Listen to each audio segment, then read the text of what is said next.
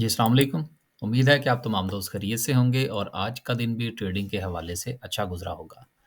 Market की तरफ चलते हैं और मार्केट का जायज़ा लेते हैं। मार्केट ने आज 63 पॉइंट्स निकाले हैं जबकि एक बहुत बड़ी ख़बर जो है वो क्या कहते हैं जंगल में आग की तरह फैल गई थी और वो ख़बर ये थी कि रुपया जो है वो बड़ा स्ट्रॉन्ग हुआ है ओपन मार्केट के अंदर और डॉलर जो है वो ₹295 पर यानी कि ₹300 की जो एक नफ़्सियाती हद थी वो ओपन मार्केट में रुपए ने तोड़ी है और तो रुपया जो है वो मज़बूत हुआ है। देखिए बात ये है कि वो मुझे ना एक बात याद आ गई कि वो कहते हैं कि जी बाज़ औक़ात जब हमने किसी की तरफ जाना होता है ना, तो वो कहते हैं यार मैं आपकी तरफ आ जाऊँ या तुम मेरी तरफ आ जाओगे? तो बाज़ औक़ात हम कहते हैं यार तुम ही मेरी तरफ आ जाना। तो बिल्कुल ऐसी ही सूरत-ए-हाल हुई है पाकिस्तान के अंदर भी कि आईएमएफ ने ये कहा था कि देखिए इंटरबैंक का जो डॉलर है और ओपन मार्केट के डॉलर में जो फ़र्क आ रहा है 25-30 रुपए का, इसको आप मैनेज कीजिए किसी न किसी तरीके से। अब उसके 2 ही तरीके थे। पहला तरीका तो ये था कि पाकिस्तान में जो इंटरबैंक का रेट है उसको ओपन मार्केट के साथ मैच कर दिया जाए। और दूसरा तरीका ये था कि ओपन मार्केट का जो जो प्राइस है उसको इंटरबैंक के साथ मैच कर दिया जाए। तो उन्होंने कहा कि हम ऐसा करते हैं कि हम ओपन मार्केट को इंटरबैंक के करीब ले आते हैं। तो कुछ सिलसिला इस तरह से बना कि उनकी तरफ जाने की बजाय उनको अपनी तरफ बुला लिया गया है। अब सवाल यहाँ पर 2 उठते हैं। पहला तो ये कि आया कि हुकूमत पाकिस्तान के पास क्या इतने डॉलर्स आ गए हैं कि इस तरह की जो एक नफ़्सियाती ख़बर थी कि जी अब मुस्तकबिल में जो पेमेंट्स हैं क्रेडिट कार्ड्स की बैरून मुल्क जो है डॉलर्स की सूरत में, वो आपको इंटरबैंक पर दस्तयाब होंगी। क्या डॉलर्स इतने आ गए हैं? यकीनन ऐसा नहीं है। फिर वजह क्या है? आखिर इतना ज़्यादा जो इंटरवेंशन हुई है ओपन मार्केट के अंदर और डॉलर को मार के नीचे लाने की कोशिश की गई है और डॉलर आ भी गया है। वजह ये है कि जो हुकूमत ने बजट की जो कैलकुलेशन की है डॉलर की मद में वो 290-295 की बातें हो रही हैं। तो उसकी वजह ये है कि अगर डॉलर जो है इससे ऊपर स्टेबल होता है इंटरबैंक के अंदर, तो उससे हुकूमत की जो बजट की जो कैलकुलेशन है वो उड़ जाएगी। तो इसलिए जो बजट की जो कैलकुलेशन है उसके मुताबिक डॉलर का स्टेबल होना ये बहुत ज़रूरी है और आईएमएफ के बारे में ये बातें हो रही हैं कि जी हमने वो ख़त्म कर दिया है, ख़त्म-शत्म कोई नहीं किया, अभी ऐसी कोई सूरत-ए-हाल नहीं है, ऑफ़िशियल ऐसी कोई ख़बर नहीं है। वो मिनिस्टर साहिबा हैं वो एक मुलाकात में कहती हैं जी कि हमने ख़त्म कर दिया है, दूसरी तरफ पता लगता है नहीं अभी हम सोच रहे हैं। तो अभी ये सिलसिला कुछ ऐसा ही है, इंटेंशन है, यूँ आप कह लीजिए कि आईएमएफ को पाँव से निकालने की कोशिश की जा रही है। तो सूरत-ए-हाल ये है कि चूँकि डॉलर की कैलकुलेशन बजट के पॉइंट ऑफ व्यू से 290-295 पर है, इसलिए डॉलर का स्टेबल होना और आईएमएफ को दिखाया जाना कि जी हमने जो कैलकुलेशन की है वो फेयर वैल्यू पर की है। क्योंकि किसी भी चीज़ की जो फेयर वैल्यू होती है उसको बताना बहुत ज़रूरी होता है टेक्निकली भी और फंडामेंटली भी। जिस तरह से कि हम अपनी मार्केट में शेयर्स की जो प्राइसेज़ हैं या फेयर वैल्यू जो है उसको निकालने के लिए टेक्निकली और फंडामेंटली दोनों चीज़ों का जायज़ा लेने की कोशिश करते हैं। इसी तरह से डॉलर में भी ऐसा ही होता है। तो जब टेक्निकली और फंडामेंटली हम दिखाने के काबिल हो जाएँगे, फिर बजट की कैलकुलेशन भी उसी के अराउंड होगी, तो आपका बयानिया मज़बूत होता है।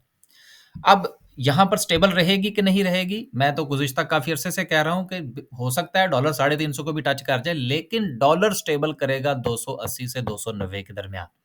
क्योंकि कैलकुलेशन बजट की इसी के मुताबिक होगी और वैसे भी पाकिस्तान को इधर-उधर से कुछ जो है वो हामियाँ भरी गई हैं। खैर, अब चलते हैं आगे। तो ये एक बड़ी खबर थी। अब इसका इम्पैक्ट मार्केट पर क्यों नहीं आया? इसलिए कि मार्केट को पता है कि ये सारा का सारा चक्कर जो है ये क्यों चलाया गया है। अगर मुझ जैसे एक आम आदमी को जो मुल्क से बाहर बैठा हुआ है, वो टेक्निकली, फंडामेंटली और दीगर चीज़ों का जायज़ा लेकर ये क्रक्स निकाल सकता है, तो बड़े-बड़े जो है वो माशाल्लाह से मईशत को समझने वाले लोग हैं और मुझसे बहुत ज़्यादा अच्छे और बहुत ज़्यादा पढ़े-लिखे लोग हैं, तो वो इन सब चीज़ों को जानते हैं। इसलिए इनसे ज़्यादा इतना खुश होने की ज़रूरत नहीं है। ये एक नफ़्सियाती मामला था, सो सॉल्व हुआ। अब दुआ करें कि इसके ऊपर रहे। आगे चलते हैं जी। हाँ, माशाल्लाह से 100 पॉइंट्स के करीब निकले हैं। सर्किट ब्रेकर की पहले बात कर लें। आज मार्केट में वॉल्यूम-शॉल्यूम कोई नहीं था। अ, कोई ख़ास नहीं था। लोग सोच वो पंजाबी कहते हैं सोची पे सन।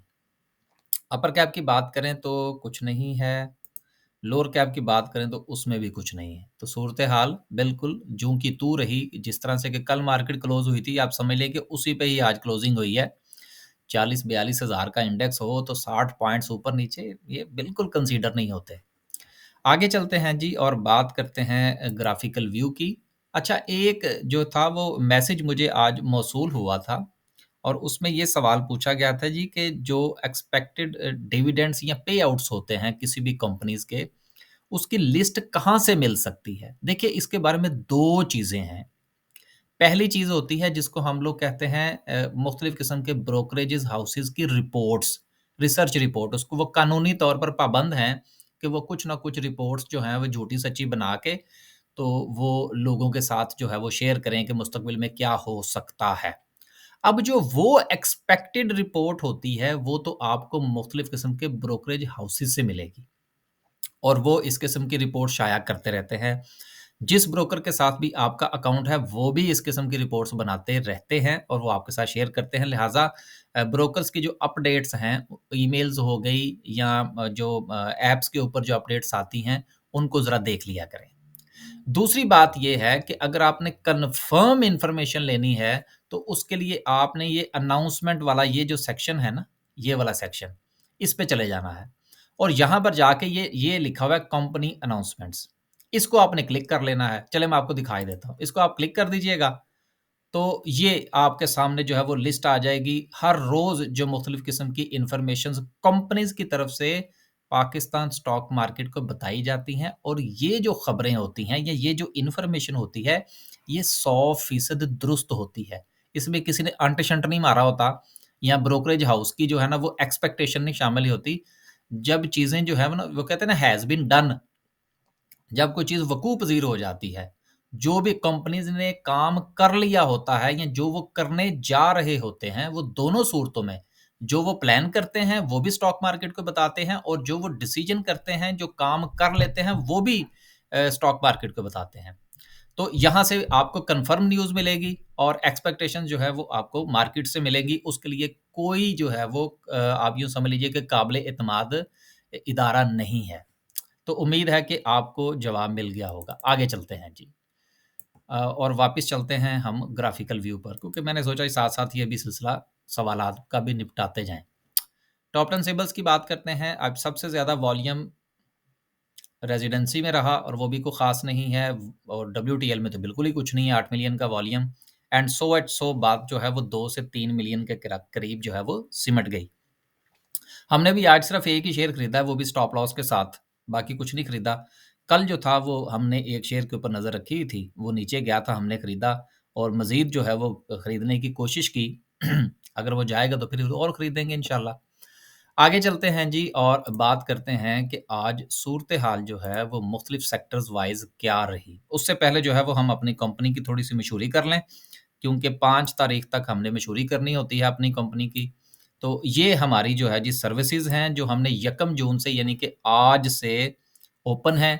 ये 4 सर्विसेज़ हैं हमारी, आप जो चाहें आप जॉइन कर सकते हैं। बेसिक सर्विस है, इसमें आपको डेली अपडेट्स मिलेंगी बाइंग और सेलिंग के हवाले से। उसकी फ़ीस जो है ये ₹2000 महीने की है, फिर आस्क अ शेयर है। इसमें आप जो है वो लर्निंग पॉइंट ऑफ व्यू से ये सर्विस हमारी बहुत अच्छी है। बहुत अच्छी से मुराद ये है कि हम ये समझते हैं कि ये जो 4 सर्विसेज़ हम आपको प्रोवाइड कर रहे हैं, अगर इनमें से मुझे एक दोस्त ने मैसेज किया था जी कि आप कौन-सी सर्विस सजेस्ट करते हैं? अब हालाँकि फ़ायदा तो हमें 5000 वाली में है, लेकिन अगर आप वाक़ईतन लर्न करना चाहते हैं, तो फिर आपको ये हमारी आस्क अ शेयर ₹2000 वाली सर्विस लेनी चाहिए। कि इसमें आप जो है वो खुद भी काम करेंगे, बल्कि खुद ही काम करेंगे। हमसे सिर्फ़ आप सेकंड ओपिनियन लेंगे कि जी ये शेयर है, इस शेयर को मैं इस प्राइस पर बाय करना चाह रहा हूँ। तो हम उसमें आपकी मदद करेंगे, आपको अपनी राय से आगाह करेंगे। लेकिन ये सवाल सिर्फ़ 1 दिन में सिर्फ़ 1 पूछा जा सकता है, क्योंकि ₹2000 महीने का देना है ना यार, तो महीने में भी आपने अगर 5 दिन काम करते हैं तो 5 4 20 शेयर्स जो हैं वो आप उसके बारे में अपनी राय कायम कर सकते हैं, उसके फंडामेंटल को समझने की कोशिश कर सकते हैं, टेक्निकल्स को समझने की कोशिश कर सकते हैं। तो लर्निंग पॉइंट ऑफ व्यू से ये बहुत अच्छी सर्विस है। उसके बाद जो है वो हमारी इनहैंस सर्विस है जिसमें 5 जिसकी फ़ीस 5000 है। इसमें आप जो है वो बाइंग सेलिंग भी आपको मिलेगी। जो कि बेसिक सर्विस वाली जो तमाम इन्फॉर्मेशन है, और उसके साथ वीकली जो है आप अपना पोर्टफोलियो भी हमारे साथ डिस्कस करेंगे ओवर टू व्हाट्सएप कॉल, और ये कोई 15 मिनट की तकरीबन कॉल होगी, इससे ज़्यादा की कॉल बहुत मुश्किल हो जाएगा। उसके बाद मनी मैनेजमेंट है, अगर आपके पास पैसे हैं, आपको उसको डाइवर्सिफ़ाई करना चाह रहे हैं, तो आप हमारे साथ राब्ता करेंगे कि जी मेरे पास 50 लाख है, 20 लाख है। फिर आपकी जो रोज़मर्रा की रूटीन है कि आप काम क्या करते हैं और आप वो पैसा जो है वो किस पॉइंट ऑफ व्यू से इस्तेमाल करना चाह रहे हैं, उन तमाम इन्फॉर्मेशन को मद्देनज़र रखते हुए हम आपको कुछ सजेस्ट करेंगे कि आया कि आपको पैसा मार्केट में लगाना चाहिए या कितने परसेंट लगाना चाहिए, कितने परसेंट आपको म्यूचुअल फंड में लगाना चाहिए और म्यूचुअल फंड की किस किस्म के अंदर लगाना चाहिए। आपको एसेट एलोकेशन में जाना चाहिए या आपको स्टॉक फंड में जाना चाहिए या आपको मनी मार्केट में जाना चाहिए।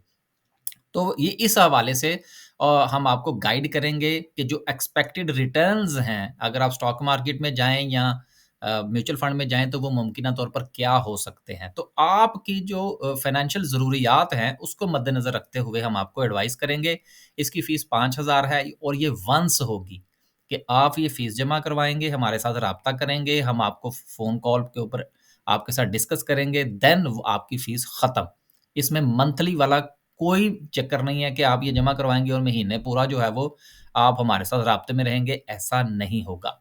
ये हमारा नीचे व्हाट्सएप नंबर है, इस पर आप व्हाट्सएप फरमाइए और 1 तारीख से 5 तारीख तक आप रजिस्ट्रेशन लीजिए। लेकिन ये जो मनी मैनेजमेंट वाली सर्विस है, इसका 1 से 5 से कोई ताल्लुक नहीं है। आपने जब भी हमारे साथ राब्ता करना हो, आप व्हाट्सएप कीजिए, फ़ीस जमा करवाइए और सर्विस लीजिए। अब चलते हैं वापस और बात करते हैं कि सेक्टर वाइज़ क्या पोज़ीशन रही और दीगर मामलात जो हैं, वो क्या रहे आज।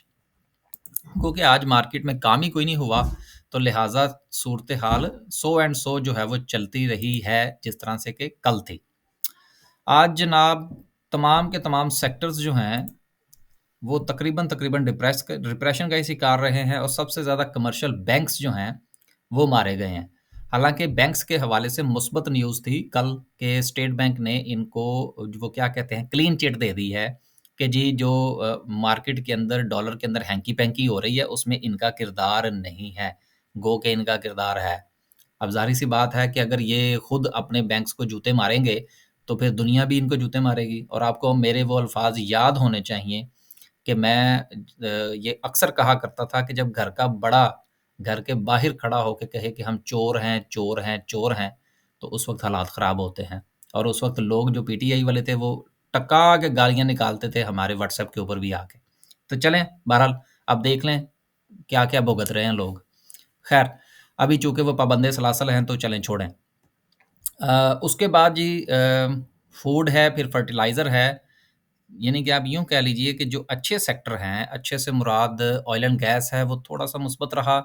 रियल एस्टेट किसी कैटेगरी में नहीं आता और ऑटोमोबाइल्स भी आजकल नहीं आ रहे, इन्वेस्टमेंट बैंक्स भी नहीं आ रहे, टेक्नोलॉजी थोड़ा बहुत है। लेकिन आप ये कह सकते हैं कि जो वाक़यतन कंसीडरेबल सेक्टर्स हैं, वो आज नहीं चले। पावर जनरेशन भी मुझे कहीं नज़र नहीं आ रहा, फर्टिलाइज़र नज़र नहीं आ रहा, कमर्शियल बैंक्स नहीं हैं, ऑयल एंड गैस एक्सप्लोरेशन नहीं नज़र आ रहा, तो लिहाज़ा आज सूरत-ए-हाल बहुत डिप्रेस थी मार्केट के अंदर। आगे चलते हैं और आखिर में हम बात करते हैं आज की कैंडल की। कल हमने ज़िक्र किया था कि मार्केट जो है, वो अगर 41,000 500 पर स्टेबल कर जाएगी तो बहुत बड़ी बात होगी, लेकिन वो स्टेबल नहीं कर पाई। मेरा ख़्याल है शायद हमने टाइम फ्रेम जो था वो थोड़ा कम किया था और फिर हमने इसके बारे में राय कायम की थी। जी बिल्कुल, 41,800 की बात की थी हमने कि मार्केट जो है वो 41,800 पर स्टेबल करती हुई नज़र नहीं आ रही और मार्केट स्टेबल नहीं की। और अभी जो नेक्स्ट सूरत-ए-हाल है वो क्या हो सकती है, इस पर हम बात कर लेते हैं और बात वही है जो गुज़िश्ता 3-4 दिन से हम कर रहे हैं और वो ये है कि अब टेक्निकली मार्केट जो है उसको 41,000 ब्रेक करना चाहिए। कि मार्केट ने अपना जो रेजिस्टेंस है, पहली रेजिस्टेंस उसको भी नहीं तोड़ा, दूसरी रेजिस्टेंस से बिल्कुल ही नीचे आ गई। तो अब टेक्निकली मार्केट का काम बनता है कि वो इस सपोर्ट को जो कि 41,000 वाली है, इसको ब्रेक करके नीचे आए, देन एक नई सपोर्ट बनाए और नई सपोर्ट जो है वो रफ़ली जो है, वो तकरीबन-तकरीबन जो है वो बनती है 40,500 पे, और मार्केट को यहाँ से ऊपर जाना चाहिए। अगर मार्केट 41 से दोबारा ऊपर जाती है तो शायद मार्केट के अंदर दोबारा से इतनी ज़्यादा स्ट्रेंथ नहीं बनेगी। लेकिन अगर मार्केट 40,500 से बाउंस बैक करती है, तो देयर इज़ अ चांसेस कि मार्केट थोड़ा अच्छा परफ़ॉर्म करेगी। तो ये हमारा टेक्निकल एनालिसिस है, जिसकी बुनियाद पर हम आपसे ये गुज़ारिश कर रहे हैं। आपने अपना फ़ैसला अपने पोर्टफ़ोलियो के मुताबिक करना है और अपनी इन्वेस्टमेंट और सेविंग की ज़रूरियात को मद्देनज़र रखते हुए करना है। बस जी, आज के लिए सिर्फ़ इतना ही। जो कोई भी सवाल वगैरह हो वो कमेंट वगैरह कर दिया करें, मैं पढ़ता रहता हूँ आजकल। मैं चलें एंड पे मैं एक और बात करता चलूँ। कुछ दोस्तों ने ये कहा कि जी आजकल आप जो है जब से आप यूके आए हैं वीडियो जो हैं वो भी बड़ी आ रही हैं और कमेंट्स भी पढ़ने शुरू कर दिए हैं, वजह क्या है? सर जी सीधी-सीधी सी वजह है, एक तो वहाँ गर्मी बड़ी है।